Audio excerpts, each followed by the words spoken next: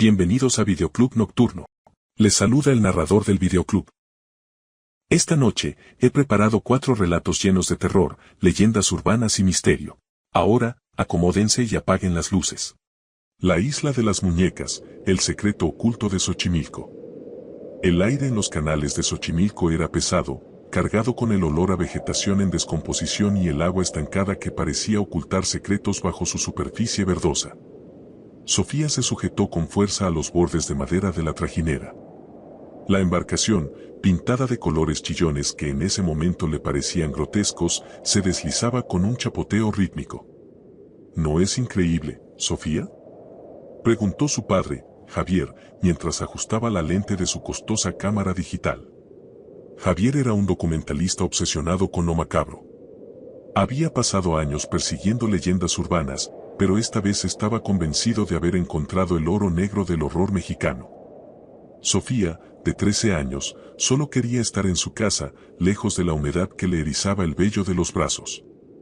Es acogedor, mintió ella, observando cómo la niebla empezaba a descender sobre el nivel del agua, ocultando las raíces de los ahuejotes, esos árboles altos y delgados que parecían dedos esqueléticos surgiendo de la tierra. El remero, un hombre de rostro curtido y ojos que evitaban mirar directamente a los canales laterales, impulsaba la vara de madera con un esfuerzo silencioso. No decía una palabra. Cada vez que Sofía intentaba entablar conversación, él simplemente señalaba hacia adelante, hacia el corazón del laberinto acuático. La isla de las muñecas, susurró Javier, casi para sí mismo. Don Julián Santana pasó 50 años colgando juguetes para aplacar el espíritu de una niña ahogada. Dicen que las muñecas cobran vida para proteger el lugar.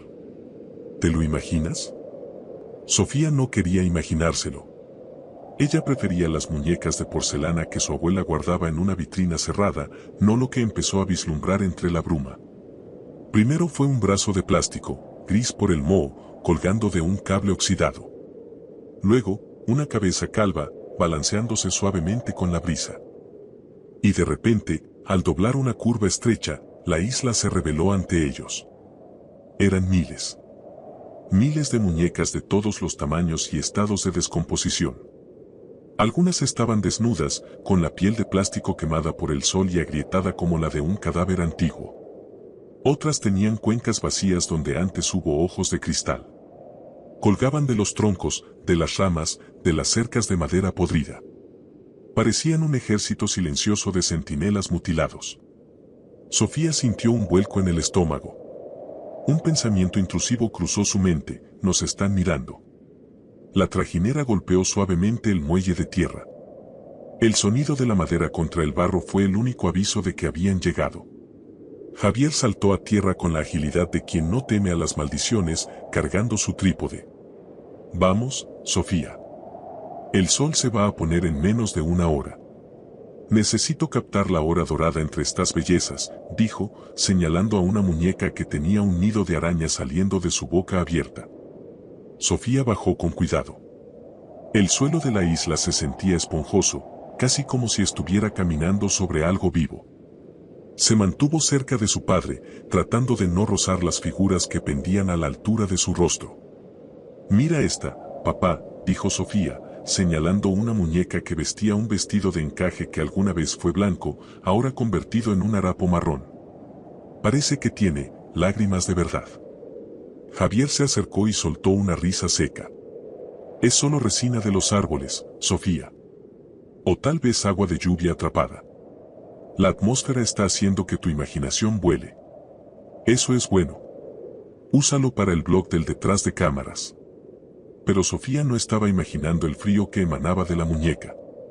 Se alejó unos pasos y se detuvo frente a un árbol particularmente grande. Allí, clavada con un clavo oxidado, había una muñeca pequeña, sin piernas y con un solo brazo. Lo que la hacía distinta era su posición, miraba hacia el suelo. Sofía apartó la vista para buscar a su padre, que ya estaba a unos 10 metros de distancia filmando un primer plano de una hilera de cabezas decapitadas. Cuando Sofía volvió a mirar al árbol, el corazón le dio un vuelco. La muñeca del clavo oxidado ya no miraba al suelo. Ahora tenía la cabeza inclinada hacia arriba. Sus cuencas vacías apuntaban directamente a los ojos de Sofía. La niña retrocedió, tropezando con una raíz. El aire se le escapó de los pulmones. No hubo viento. No hubo ningún animal que pudiera haber movido el juguete. «Papá», gritó. Javier ni siquiera se dio la vuelta. Estaba demasiado ocupado narrando a la cámara. Y aquí vemos la decadencia de la inocencia. Las figuras, aunque inertes, parecen retener la angustia de quien las colocó aquí. Sofía volvió a mirar la muñeca. Estaba convencida de que, hace un segundo, la boca de plástico estaba cerrada. Ahora, una pequeña grieta se abría en el lugar de los labios, como si intentara formar una palabra. Mientras el cielo se teñía de un color púrpura violáceo, las sombras de las muñecas empezaron a alargarse, proyectando formas distorsionadas sobre el barro. Javier decidió que era hora de instalar el campamento cerca de la pequeña choza donde solía vivir don Julián. «No podemos irnos ahora», insistió el hombre. «El cuidador actual me dijo que lo más interesante ocurre a medianoche. Las luces de las linternas le darán un toque cinematográfico único». Sofía se sentó sobre una manta, tratando de ignorar el roce de las ramas sobre el techo de la choza. El remero se había marchado, prometiendo regresar al amanecer. Estaban solos. O eso decía su padre. «¿Sabes por qué empezó todo esto, Sofía?», preguntó Javier mientras encendía una pequeña estufa de gas. «Mencionaste a una niña», respondió ella, frotándose los brazos para entrar en calor. «Sí. Hace décadas, una niña murió ahogada justo en esta orilla. Don Julián dijo que escuchaba sus gritos. Encontró una muñeca flotando en el agua poco después y la colgó en un árbol para consolar al espíritu. Luego encontró otra. Y otra. Pasó el resto de su vida recolectando muñecas de la basura y de los canales. Creía que si dejaba de colgarlas, la niña se lo llevaría a él al fondo del agua». Sofía miró hacia el canal. El agua estaba negra ahora, reflejando la luna creciente como un espejo roto. ¿Y encontraron el cuerpo de la niña?, Javier negó con la cabeza mientras revisaba sus grabaciones. «Jamás. El lodo de Xochimilco es traicionero. Se dice que si algo cae ahí, pertenece a los canales para siempre». Solo apareció esa muñeca sin ojos. Sofía sintió un impulso repentino. Se levantó y caminó hacia la orilla, a pesar del miedo que le atenazaba las piernas. Algo la llamaba. No era un sonido real, sino una vibración en sus huesos. Se asomó al borde. El agua susurraba contra la tierra. «SSS Sofía. SSS Sofía». No era el viento.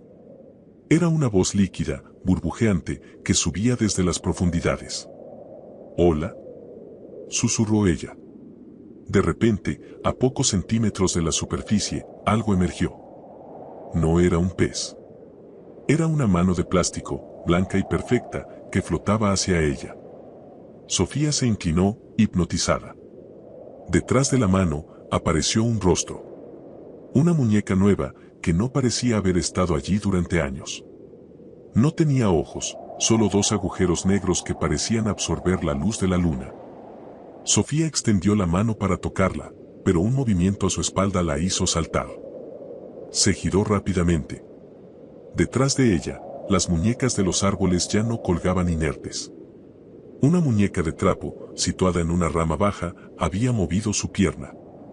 Otra, colgada de un cable, giraba su torso lentamente hacia Sofía. Y entonces, lo vio. El árbol donde estaba la muñeca del clavo oxidado. La muñeca ya no estaba en el clavo. El clavo estaba vacío.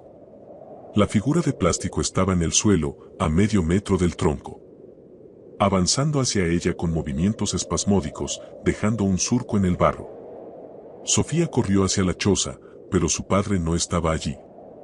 El equipo de filmación seguía en su sitio, las luces LED encendidas iluminando los rostros grotescos de las muñecas cercanas, pero Javier había desaparecido. «Papá. Papá, esto no es divertido», gritó la niña. El silencio fue la única respuesta, seguido por un sonido suave, el roce de plástico contra madera. Sofía miró hacia el techo de la choza. Decenas de muñecas estaban trepando por las paredes. Sus dedos rígidos encontraban agarre en las grietas. Sus cabezas se movían de lado a lado, como si olfatearan el aire. No son para espantar espíritus, comprendió Sofía en un estallido de terror. Son las jaulas. La leyenda estaba mal. Don Julián no colgaba las muñecas para consolar a la niña. Las colgaba para mantener a los espíritus atrapados dentro del plástico, para que no pudieran alcanzarlo a él. Y ahora que don Julián se había ido, y que nuevos visitantes habían llegado, las muñecas tenían hambre de algo más que aire húmedo. Sofía escuchó un grito ahogado que venía del centro de la isla. Era la voz de su padre.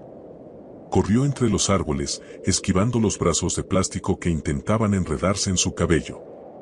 Las muñecas ya no se ocultaban.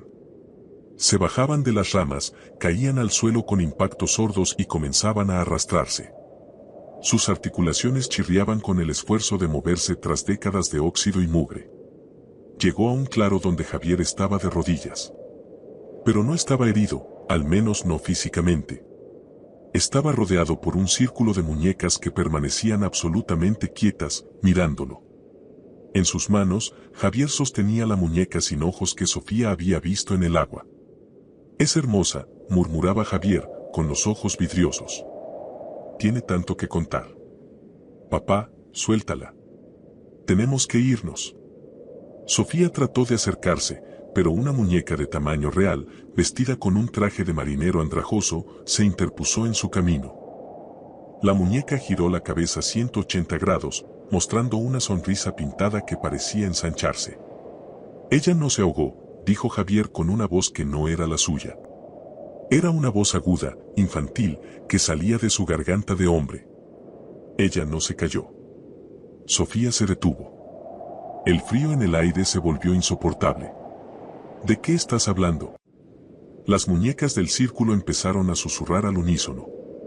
No eran palabras que se pudieran entender, sino un siseo constante que recordaba al agua corriendo sobre piedras.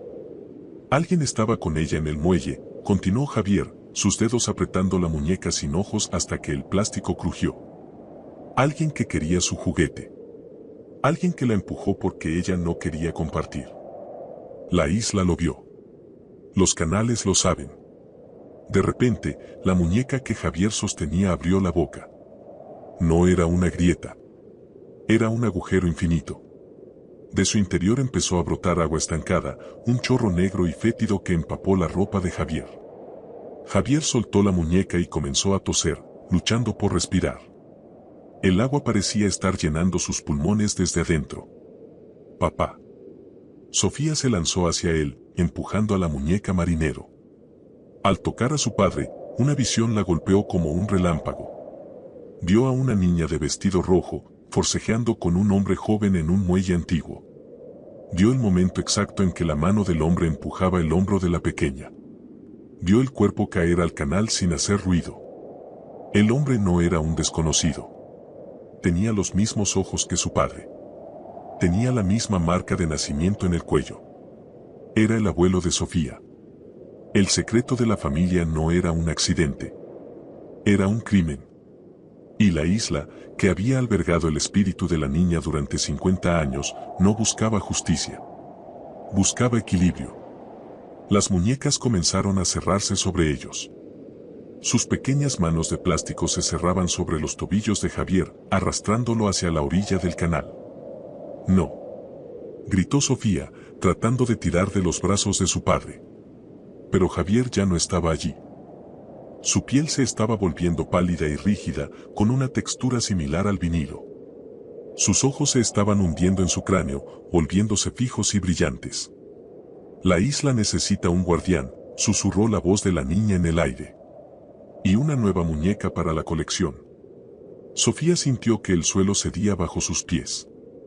El agua del canal subió de repente, inundando el claro. Las muñecas empezaron a flotar, rodeándola como boyas de pesadilla. «Yo no hice nada», lloró Sofía. «Yo no fui». «La sangre recuerda», respondieron las muñecas a coro. Sofía vio cómo su padre era arrastrado bajo la superficie negra sin ofrecer resistencia. Su cámara quedó olvidada en el barro, grabándolo todo. Ella corrió hacia el muelle, con el corazón golpeando sus costillas como un animal enjaulado. Los dedos de las muñecas rozaban sus talones. Llegó a la orilla y vio la trajinera del remero. Estaba vacía, balanceándose suavemente.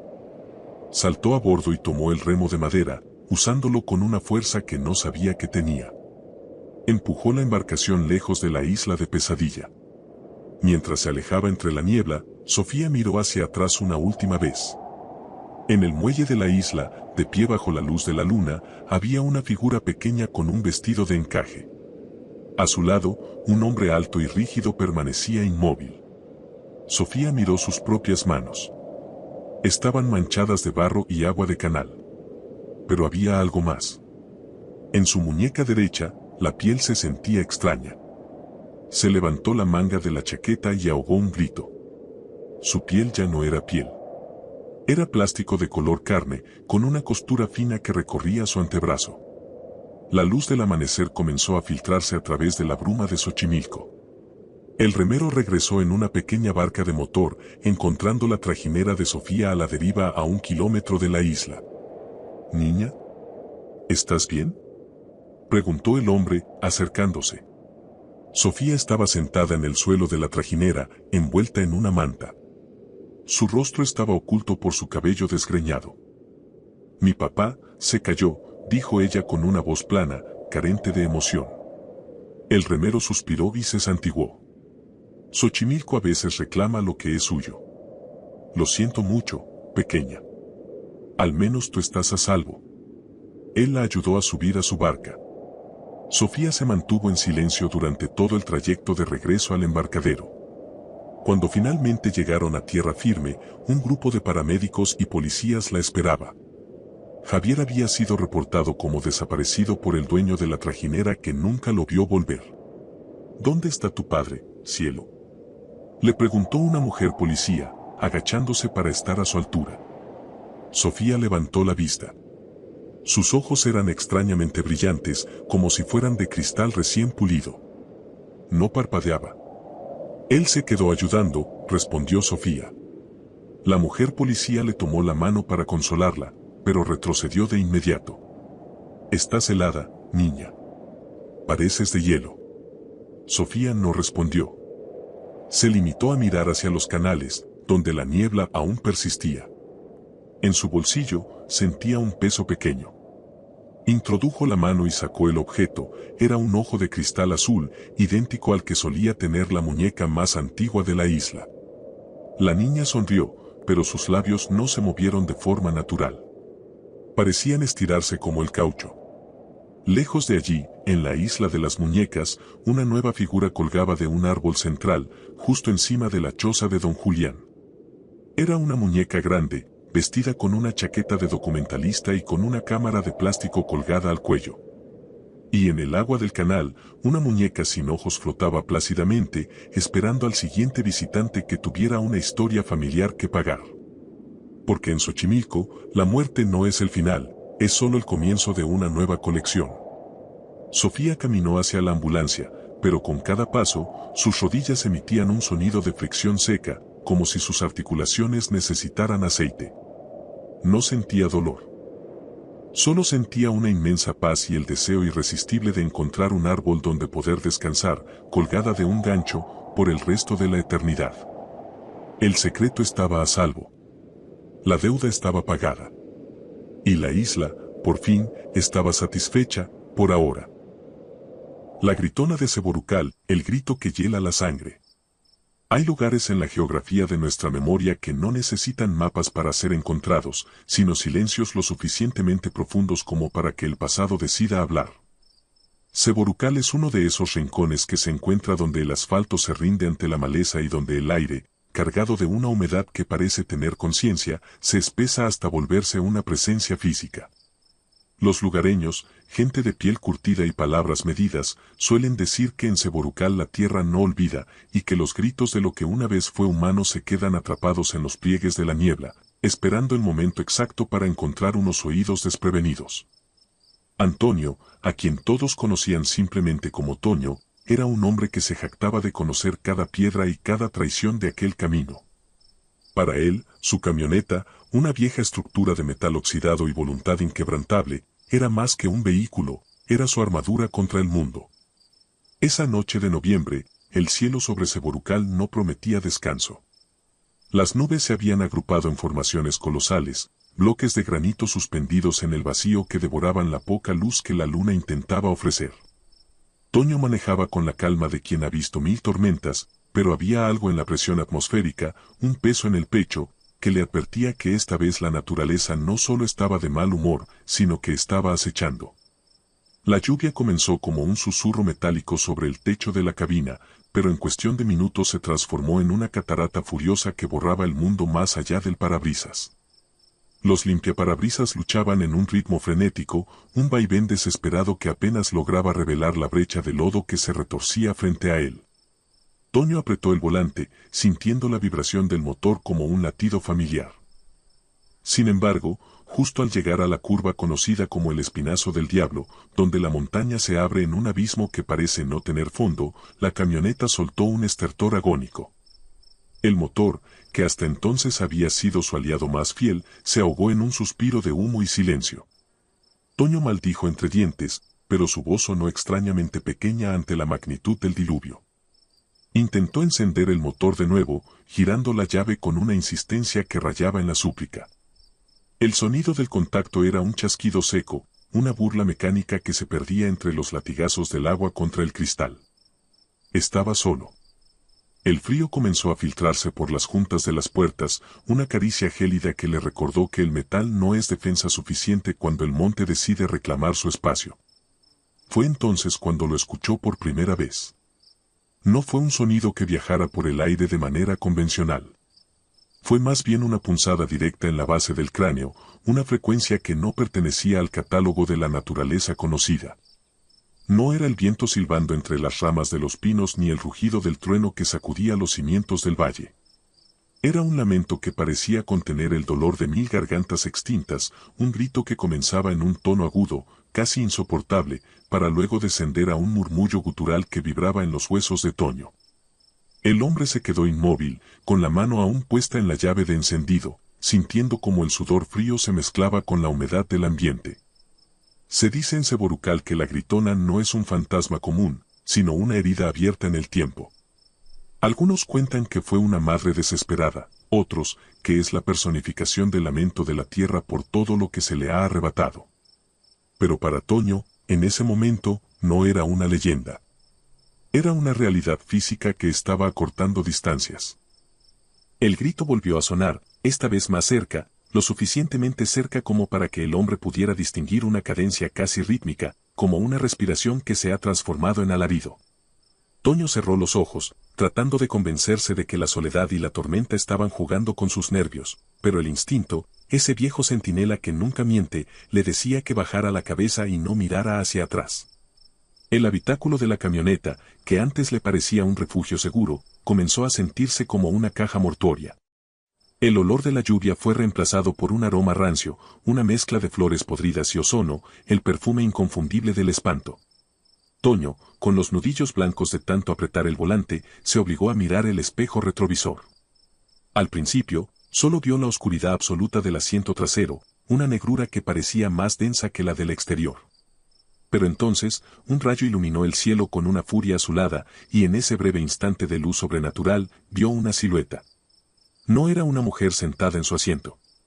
Era una masa de jirones grises que parecía flotar sobre el cuero gastado de la tapicería. Tenía una cabellera larga, pero no hecha de cabello, sino de hilos de niebla que se retorcían como serpientes lentas. No pudo verle el rostro, pero sintió la mirada.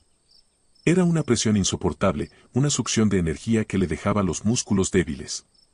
La entidad comenzó a inclinarse hacia adelante, y Toño pudo escuchar el crujido de las vértebras del espectro, un sonido seco que rompía el silencio de la cabina con una nitidez aterradora. El grito no vino del monte esta vez. Se originó allí mismo, a escasos centímetros de su nuca. Fue una explosión de sonido que hizo que los tímpanos de Toño sangraran, una vibración tan potente que las ventanas de la camioneta se llenaron de una red de grietas instantáneas. No era solo ruido, eran palabras sin forma, una letanía de sufrimientos que se le clavaba en el cerebro como agujas de hielo. Toño intentó gritar también, pero su garganta estaba cerrada, su voz robada por la presencia que ahora ocupaba su espacio personal. El aliento de la criatura, si es que se le podía llamar así, le rozó la piel, dejando una estela de escarcha sobre su cuello. En un acto de pura desesperación, Toño volvió a girar la llave. No fue un acto racional, sino el último movimiento de un animal acorralado. Esta vez, el motor respondió con un rugido violento, una explosión de vida que pareció rasgar el velo de lo sobrenatural. Sin mirar atrás, sin siquiera esperar a que los limpiaparabrisas despejaran su visión, puso la primera velocidad y pisó el acelerador a fondo. La camioneta patinó en el lodo, forcejeando con la gravedad del abismo, hasta que finalmente encontró tracción y salió disparada por la brecha. Manejó durante lo que parecieron horas, aunque el pueblo estaba a menos de 10 kilómetros. No se atrevió a mirar el espejo retrovisor ni una sola vez. Sentía que si lo hacía, la gritona lo reclamaría definitivamente, arrastrándolo a ese mundo de sombras y lamentos eternos del que ella procedía. Cuando finalmente vio las luces de las primeras casas de Seborucal, el sol comenzaba a filtrarse tímidamente por el horizonte, una luz pálida que no lograba calentar el frío que se le había instalado en el alma. Toño detuvo la camioneta frente a la plaza principal y se quedó allí, temblando, escuchando el tic-tac del motor enfriándose. Solo cuando el bullicio de la gente del pueblo comenzó a llenar el aire se atrevió a salir del vehículo. Sus manos eran un mapa de temblores incontrolables. Al rodear la camioneta, se detuvo en seco al ver el cristal trasero. No estaba roto por fuera. Las grietas nacían desde el interior y en el centro del parabrisas, marcadas en una escarcha que se negaba a derretirse a pesar de la luz del día, estaban las huellas de dos manos largas, delgadas y sin uñas, que parecían haber estado tratando de aferrarse a su cuello hasta el último segundo. Desde aquel día, Toño no volvió a ser el mismo hombre fanfarrón que desafiaba a las tormentas. Dicen los vecinos que ahora, cada vez que el cielo se encapota sobre Seborucal, Toño se encierra en su casa y sube el volumen de su radio al máximo, tratando de ahogar cualquier posible sonido que venga del exterior. Porque él sabe, con la certeza de los que han regresado del borde del abismo, que hay gritos que no se quedan en el monte. Hay gritos que, una vez que encuentran el camino hacia tu interior, se quedan allí para siempre, esperando el silencio necesario para volver a sonar dentro de tu propia cabeza. Ustedes, que escuchan esta historia, tengan cuidado cuando transiten por las curvas de Seborucal en una noche de lluvia. Si sienten que el viento trae un silbido que no parece de este mundo, no apaguen el motor. Y sobre todo, por lo que más quieran, no se les ocurra mirar el asiento de atrás. Porque en Seborucal, el espanto no solo se hereda en los cuentos, el espanto viaja con nosotros, esperando que cometamos el error de prestarle atención. La gritona sigue allí, en los pliegues de la niebla, y su garganta nunca se cansa de recordarnos que hay dolores que son, sencillamente, eternos. ¿No es acaso el silencio el preámbulo de la tormenta? Toño aprendió que el silencio es la invitación de la gritona. Por eso, si alguna vez visitan Seborucal y ven a un hombre que siempre habla solo, no lo juzguen. Simplemente está tratando de asegurarse de que en su vida no haya ni un solo segundo de quietud donde ese grito pueda volver a florecer. Y tú, que lees esto en la calidez de tu hogar, ¿estás seguro de que ese ruido que acabas de escuchar en la habitación de al lado es solo el viento? En Seborucal decimos que, cuando se cuenta su historia, ella se siente invocada. Quizás, solo quizás, el próximo grito que escuches no venga de estas palabras, sino de la sombra que acaba de proyectarse sobre tu propia pared. El banquete de las sombras. La isla de Janitzio emergía del lago de Pátzcuaro como un enorme caparazón de piedra erizado de luces. Era la noche del 1 de noviembre, y el aire no solo era frío, era denso. Tenía un peso físico, una mezcla de humedad lacustre y el aroma dulzón, casi asfixiante, de miles de flores de cempasúchil que parecían haber sido arrancadas del mismo sol para morir en los altares.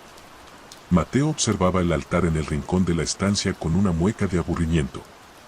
Tenía 13 años y venía de la Ciudad de México, donde la muerte era algo que solo pasaba en las noticias o en los videojuegos.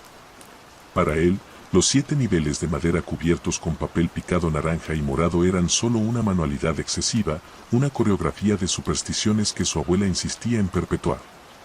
No te quedes ahí parado como si fueras de madera, Mateo, dijo la abuela Elena, cuya voz recordaba al crujido de las hojas secas bajo los pies. Ayúdame a colocar las velas. Pero ten cuidado. Esta noche, la luz es lo único que mantiene a los invitados en su camino. Si apagas una, Podrías perder a alguien en la oscuridad. Mateo soltó un suspiro sonoro, pero se acercó. La luz de las ceras de abeja bailaba en las paredes de adobe, creando sombras largas que parecían estirarse y encogerse con voluntad propia. En el nivel más alto, presidiendo la ofrenda, estaba el retrato del bisabuelo Lázaro. Era una fotografía antigua, enmarcada en una plata ennegrecida que parecía absorber el brillo de la habitación. Lázaro Cedeño miraba a la cámara con una severidad que erizaba la piel, tenía los ojos oscuros y profundos, y una mano apoyada firmemente en el pomo de un bastón de madera oscura. El bisabuelo parece que va a salir de la foto para regañarme por no usar suéter, bromeó Mateo, intentando disipar la extraña opresión que sentía en el pecho. Él sabe quién lo respeta y quién no, respondió la abuela con una seriedad que no dejó espacio para más bromas. Voy a la cocina por el atole. No toques nada. Un altar es una puerta, Mateo. Y las puertas deben tratarse con cuidado. En cuanto la abuela desapareció tras la cortina de cuentas que separaba la estancia de la cocina, Mateo se sintió libre. Sacó su teléfono celular, ansioso por revisar sus mensajes, pero la señal en la isla era nula. Frustrado, buscó un lugar donde apoyar el dispositivo. Movió con descuido un plato de cerámica con sal y, al intentar hacer más espacio, empujó el pesado marco de plata del bisabuelo Lázaro. El marco se deslizó con un roce metálico sobre la madera. En su trayectoria, golpeó una pequeña figura de barro que representaba a un perro Xoloitzcuintle. Mateo extendió la mano para atraparla, pero fue tarde. La figura cayó al suelo de piedra.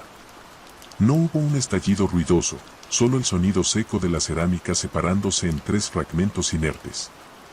Genial, masculló Mateo. Se agachó para recoger los trozos, pero un escalofrío repentino lo detuvo. No era un descenso de temperatura normal. Era como si alguien hubiera abierto la puerta de un congelador gigante justo detrás de su nuca. El vello de sus brazos se erizó. Se incorporó lentamente y miró la ofrenda. El espacio donde antes estaba el perro de barro ahora era un hueco oscuro, una mancha de sombra que parecía vibrar. Mateo sintió que la boca se le secaba. Dirigió la vista al retrato del bisabuelo para asegurarse de que el marco no se hubiera dañado. El corazón le dio un vuelco violento. El bisabuelo Lázaro ya no miraba al frente. En la fotografía sepia, el hombre había girado la cabeza hacia la derecha. Sus ojos de papel ahora estaban fijos, con una intensidad aterradora, en el hueco vacío que Mateo acababa de crear en el altar. Además, la mano que antes sostenía el bastón ahora estaba cerrada en un puño, y los nudillos parecían presionar el cristal desde adentro. No es posible, susurró Mateo. Se frotó los ojos con fuerza, convencido de que el parpadeo de las velas estaba jugando con su mente. En cuanto la abuela desapareció tras la cortina de cuentas que separaba la estancia de la cocina, Mateo se sintió libre. Sacó su teléfono celular, ansioso por revisar sus mensajes, pero la señal en la isla era nula. Frustrado, buscó un lugar donde apoyar el dispositivo. Movió con descuido un plato de cerámica con sal y, al intentar hacer más espacio, empujó el pesado marco de plata del bisabuelo Lázaro. El marco se deslizó con un roce metálico sobre la madera. En su trayectoria, golpeó una pequeña figura de barro que representaba a un perro Xoloitzcuintle. Mateo extendió la mano para atraparla, pero fue tarde. La figura cayó al suelo de piedra. No hubo un estallido ruidoso, solo el sonido seco de la cerámica separándose en 3 fragmentos inertes. Genial, masculló Mateo. Se agachó para recoger los trozos, pero un escalofrío repentino lo detuvo. No era un descenso de temperatura normal.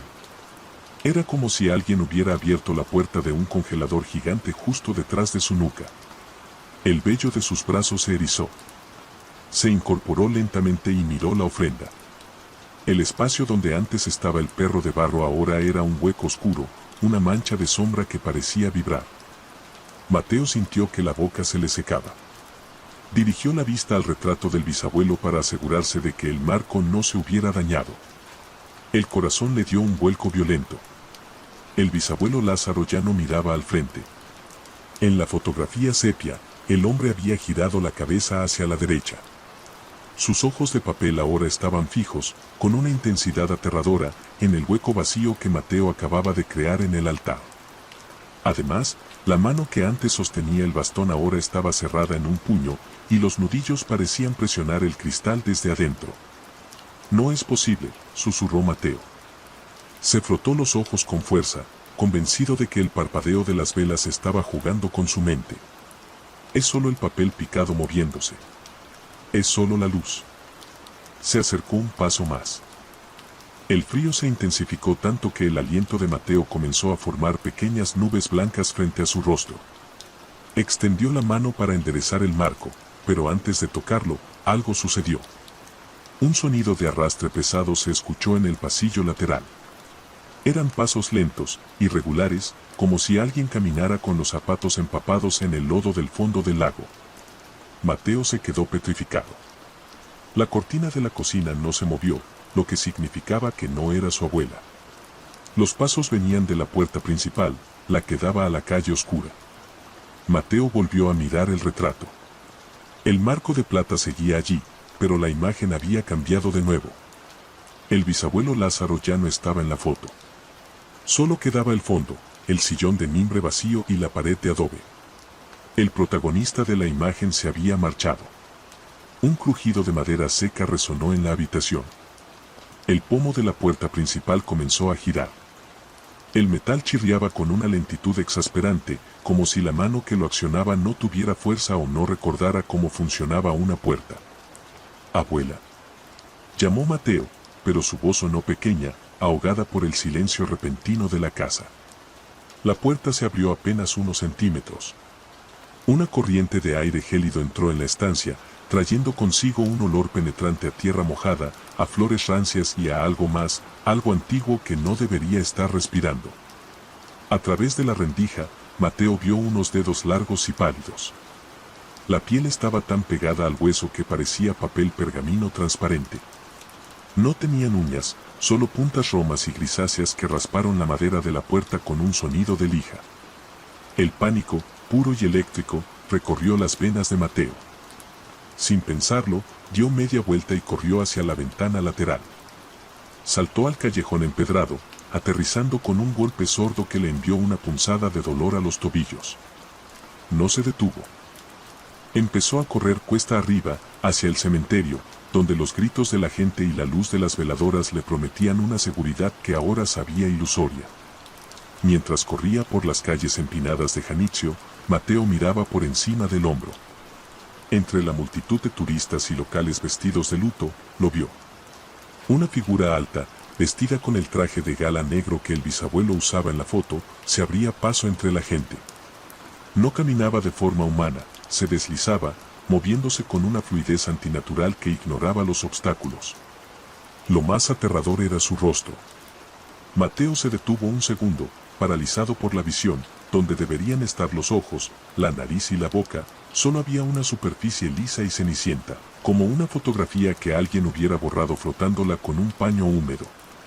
El invitado no tenía rostro, pero Mateo sabía que lo estaba mirando a él. Llegó al panteón jadeando. El lugar era un incendio controlado de luces naranjas. Miles de personas rodeaban las tumbas, pero para Mateo, el cementerio se sentía como una trampa. Localizó la tumba de su familia por la gran corona de flores que su abuela había preparado. Allí estaba ella, arrodillada sobre un tapete de palma, murmurando oraciones. «Abuela», gritó Mateo, cayendo de rodillas a su lado. «Hay algo en la casa». El bisabuelo, la foto está vacía. La abuela Elena no se inmutó. Siguió deshojando flores de cempasúchil, dejando que los pétalos cayeran como gotas de oro sobre la tumba. «Te lo advertí, Mateo», dijo ella, y su voz no tenía la calidez de antes, sonaba distante, como si hablara desde el fondo de un pozo. Un espacio vacío en la ofrenda es un nombre que se pierde. Y los que no tienen nombre tienen mucha hambre. Buscan un lugar donde quedarse. Buscan un cuerpo que les devuelva el calor. Mateo sintió un tirón helado en su tobillo derecho. Gritó al ver una mano translúcida emergiendo de la sombra proyectada por la lápida. El agarre era tan fuerte que sentía que sus huesos iban a crujir. El invitado sin rostro estaba allí, arrodillado al otro lado de la tumba. La luz de las velas pasaba a través de su cuerpo, revelando que sus órganos eran solo humo y ceniza. «Dame, tú, lugar», susurró una voz que no venía de una garganta, sino del aire mismo, como el siseo de una serpiente entre la hierba seca. Mateo forcejeó, pateando la mano espectral, pero sus pies empezaron a sentirse ligeros, casi etéreos. Miró sus propias manos y un grito de puro terror escapó de sus labios. Sus dedos se estaban volviendo amarillentos y planos, perdiendo el volumen, adquiriendo la textura del papel viejo. El color de su piel se desvanecía hacia un tono sepia. «Abuela, ayúdame», suplicó. «Solo hay una forma de cerrar la puerta», respondió la anciana, mirándolo finalmente con ojos que parecían ver a través de él. «Dale un nombre al vacío, o el vacío te reclamará como suyo». Mateo recordó el retrato que había guardado en su bolsillo en un arranque de miedo antes de saltar por la ventana. Sacó el marco de plata. El papel seguía vacío, pero el cristal estaba caliente, quemándole los dedos. Comprendió lo que tenía que hacer. No se trataba de magia, se trataba de memoria. «Lázaro Cedeño», gritó Mateo con todas sus fuerzas, fijando su vista en la figura sin rostro. «Tu nombre es Lázaro Cedeño. Fuiste mi bisabuelo y este es tu lugar». El invitado se detuvo. Sus manos, que ya estaban alrededor del cuello de Mateo, empezaron a vibrar. La superficie lisa de su rostro comenzó a resquebrajarse. Pequeñas líneas negras aparecieron en la piel grisácea, dibujando ojos, una nariz aguileña y una boca severa. Los rasgos del bisabuelo Lázaro emergieron como una impresión fotográfica revelándose en ácido. Con un movimiento violento, el espectro fue succionado hacia atrás. No hubo un estruendo, solo un siseo prolongado, como el de una llama apagándose en el agua. El frío desapareció instantáneamente, dejando a Mateo empapado en sudor frío y temblando en el suelo del panteón. El sol comenzó a asomarse por el horizonte, tiñendo el lago de un color violeta pálido. Las campanas de la iglesia sonaron, marcando el final de la velación. Mateo se palpó el cuerpo, era sólido otra vez. Sus manos tenían color. Sus pies pesaban. Había ganado. «Vámonos a casa, Mateo», dijo la abuela, levantándose con esfuerzo. «Ya es hora de desayunar». Caminaron de regreso en silencio. El pueblo estaba tranquilo, envuelto en la neblina matutina. Al entrar en la estancia, Mateo sintió un alivio inmenso al ver la luz del día filtrándose por las ventanas. Se acercó al altar para devolver el retrato del bisabuelo a su sitio. Con manos temblorosas, colocó el marco de plata en el nivel superior. El bisabuelo Lázaro estaba allí de nuevo, mirando al frente, con su bastón y su expresión severa. Mateo sonrió, sintiéndose el chico más afortunado del mundo por haber escapado de semejante pesadilla. Sin embargo, algo no encajaba. En el segundo nivel del altar, justo donde él había roto la figura del Xoloitzcuintle, había un objeto nuevo. Un marco de madera sencilla que no estaba allí la noche anterior. Mateo se inclinó, con el corazón empezando a latir con una cadencia irregular. Dentro del marco, había una fotografía a todo color. Mostraba a un chico de 13 años con una sudadera azul. El chico de la foto tenía una expresión de horror absoluto, sus manos estaban pegadas al cristal, como si intentara empujarlo para salir, y sus ojos miraban desesperadamente hacia la habitación de la casa. Mateo sintió un cosquilleo familiar en las puntas de los dedos. Intentó llamar a su abuela, pero de su boca no salió aire, solo un leve crujido, como el de una hoja seca movida por el viento. Miró hacia abajo. Sus pies ya no tocaban el suelo de piedra. Su cuerpo se sentía delgado, plano y frío. Giró la cabeza y vio a su abuela acercándose al altar. La anciana no lo miró a él, miró directamente a la nueva fotografía. Con una sonrisa triste, tomó una pieza de pan de muerto y la colocó con delicadeza frente al retrato del chico de la sudadera azul. «Pobre Mateo», susurró la abuela, limpiando una mota de polvo del cristal con su delantal. «Siempre fue un chico con mucha prisa. Ahora tendrá toda la eternidad para quedarse con nosotros». Mateo intentó gritar, pero en la luminosa mañana de Janitzio, Lo único que se escuchó fue el silencio de una imagen que acababa de encontrar su lugar definitivo en la ofrenda. La Madre Monte. Mateo detestaba el color verde. Para él, el verde era el color del desorden, de la ineficiencia y de los insectos que se colaban por el cuello de su camisa de marca. Lo que Mateo amaba era el gris. El gris del asfalto fresco, el gris del hormigón armado y el gris del humo que salía de las máquinas excavadoras cuando despertaban al amanecer. La carretera pasará por aquí, exactamente por el medio, dijo Mateo, señalando el mapa digital en su tableta de última generación. A su lado, un hombre mayor llamado Don Evelio se ajustó el ala de su sombrero de paja. Su piel estaba tan arrugada que parecía la corteza de uno de los árboles que lo rodeaban. Don Evelio no miraba la tableta, miraba la espesura de la selva del Tolima con una mezcla de respeto y miedo que Mateo encontraba irritante. Ingeniero, el trazo original rodeaba esta montaña por una razón, advirtió el anciano con voz queda. Este no es suelo para hombres de ciudad. Este es el corazón del monte. Y el corazón tiene dueña. Mateo soltó una carcajada que espantó a un grupo de aves de plumaje brillante. El sonido de su risa fue seco, sin rastro de alegría. ¿Dueña?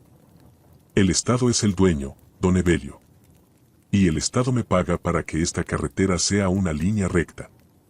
No voy a gastar $1 millón extra en combustible y tiempo solo para evitar un par de árboles viejos y un poco de lodo.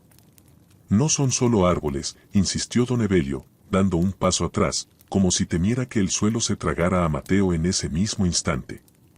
Si corta el cordón umbilical de la montaña, ella vendrá a cobrar la deuda. La Madremonte no perdona a los que hieren la tierra sin permiso. Mateo ignoró el comentario. Para él, las leyendas eran solo cuentos para asustar a la gente que no entendía de física, de maquinaria pesada o de progreso. Caminó hacia el centro del claro, donde un árbol colosal se alzaba como un gigante que sostenía el cielo. Sus raíces eran tan altas como un hombre y su copa se perdía en una niebla perpetua que no parecía disiparse ni con el sol del mediodía. Mañana empezaremos por este, declaró Mateo, golpeando el tronco con la palma de su mano. En ese momento, la temperatura bajó de forma repentina. El aire, que antes era cálido y cargado de humedad, se volvió gélido, como si alguien hubiera abierto la puerta de un frigorífico gigante en medio de la selva. Mateo sintió un escalofrío que le recorrió la columna vertebral, un hormigueo eléctrico que le erizó el vello de los brazos. Desde lo profundo de la vegetación, un aroma pesado inundó sus fosas nasales. No era el olor a flores ni a tierra mojada después de la lluvia. Era el olor de las hojas pudriéndose en el fondo de un pantano, mezclado con un rastro dulce de flores de cementerio y almizcle animal. Al amanecer, el sonido de los motores diésel llenó el valle. Mateo observaba con satisfacción desde su silla plegable cómo las sierras mecánicas eran preparadas por los operarios. Los trabajadores locales se habían negado a tocar el gran árbol, alegando que el aire se sentía pesado, por lo que Mateo tuvo que traer operarios de la ciudad, hombres que solo veían madera, jornadas laborales y cheques a fin de mes. Apunten bien el corte, gritó Mateo sobre el estruendo rítmico de la maquinaria. Quiero ese gigante en el suelo antes de que el sol esté en lo más alto. La primera sierra hizo contacto con la corteza grisácea. Lo que sucedió a continuación hizo que incluso los hombres más cínicos retrocedieran un paso. Dao corte profundo en la madera no salió acerrín seco ni la resina clara y pegajosa que suele brotar de los pinos. Dao árbol brotó un líquido espeso, oscuro y viscoso que recordaba poderosamente a la sangre coagulada. El fluido salpicó las botas de cuero italiano de Mateo, tiñéndolas al instante con una mancha que parecía absorber la luz. Es solo savia con alto contenido de minerales y hierro, balbuceó Mateo, aunque sus manos temblaban ligeramente dentro de los bolsillos de su chaqueta. Sigan cortando. No les pago para que miren la resina. El árbol emitió un sonido de desgarro, un lamento de fibras de madera rompiéndose que se escuchó en toda la montaña, rebotando en los desfiladeros como un grito humano amplificado por 1000. Cuando finalmente el coloso cayó, el impacto fue tan violento que el suelo vibró, provocando que varias aves cayeran muertas de los árboles vecinos, con los corazones detenidos por el susto. Mateo se acercó al tocón restante.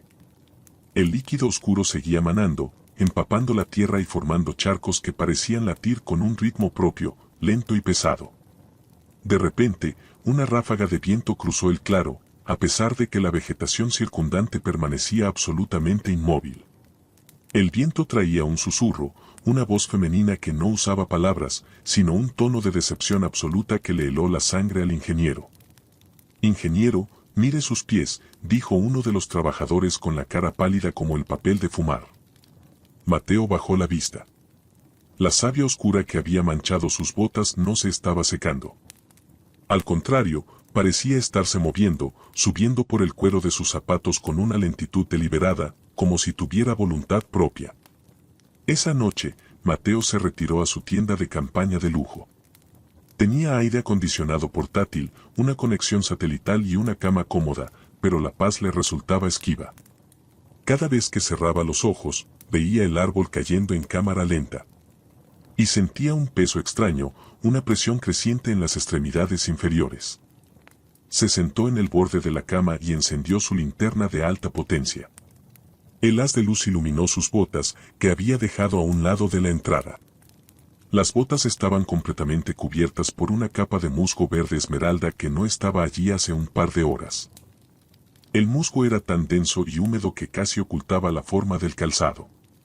¡Qué asco!, masculló Mateo, estirando la mano para tomar una de las botas y lanzarla fuera de la tienda. Al tocarla, sintió una punzada de dolor agudo en la punta de los dedos. Retiró la mano de un tirón, llevándosela a la boca. El musgo tenía pequeñas espinas transparentes, casi invisibles, que se habían clavado en su piel. Pero lo peor no fue el pinchazo. Lo peor fue que, cuando intentó mover los pies para levantarse de la cama, no pudo. Mateo tiró de sus piernas con toda su fuerza, pero sus pies estaban anclados al suelo de la tienda. Se quitó las sábanas de un golpe y soltó un aliento frío que se quedó atascado en su garganta. No estaba usando zapatos. Estaba en calcetines, pero de las costuras de la tela brotaban hilos de color marrón y verde que se hundían directamente en el suelo de lona y en la tierra que había debajo. Los hilos eran elásticos pero fuertes como cables de fibra óptica. Don Evelio. Carlos. Alguien que me ayude. Gritó Mateo con los pulmones ardiendo. Nadie respondió. Fuera de la tienda, el campamento estaba sumergido en un silencio que no era natural. No se oía el rugido de los generadores eléctricos. No se oía el canto constante de los grillos. Solo se escuchaba el sonido de algo creciendo. Un crecimiento acelerado, un roce persistente de hojas contra la lona de la tienda que se volvía cada vez más rítmico. De repente, la cremallera de la tienda comenzó a bajarse por sí sola. Lentamente. Diente por diente. Mateo observó con los ojos desorbitados cómo una mano entraba por la abertura. Pero no era una mano humana. Estaba formada por raíces entrelazadas y hojas de helecho plateado.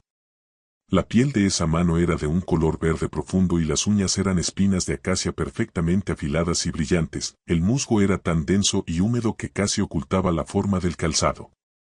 ¡Qué asco!, masculló Mateo, estirando la mano para tomar una de las botas y lanzarla fuera de la tienda. Al tocarla, sintió una punzada de dolor agudo en la punta de los dedos. Retiró la mano de un tirón, llevándosela a la boca. El musgo tenía pequeñas espinas transparentes, casi invisibles, que se habían clavado en su piel. Pero lo peor no fue el pinchazo. Lo peor fue que, cuando intentó mover los pies para levantarse de la cama, no pudo. Mateo tiró de sus piernas con toda su fuerza, pero sus pies estaban anclados al suelo de la tienda. Se quitó las sábanas de un golpe y soltó un aliento frío que se quedó atascado en su garganta. No estaba usando zapatos. Estaba en calcetines, pero de las costuras de la tela brotaban hilos de color marrón y verde que se hundían directamente en el suelo de lona y en la tierra que había debajo. Los hilos eran elásticos pero fuertes como cables de fibra óptica. Don Evelio. Carlos. Alguien que me ayude. Gritó Mateo con los pulmones ardiendo. Nadie respondió. Fuera de la tienda, el campamento estaba sumergido en un silencio que no era natural. No se oía el rugido de los generadores eléctricos.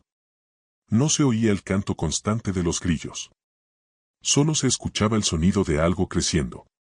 Un crecimiento acelerado, un roce persistente de hojas contra la lona de la tienda que se volvía cada vez más rítmico.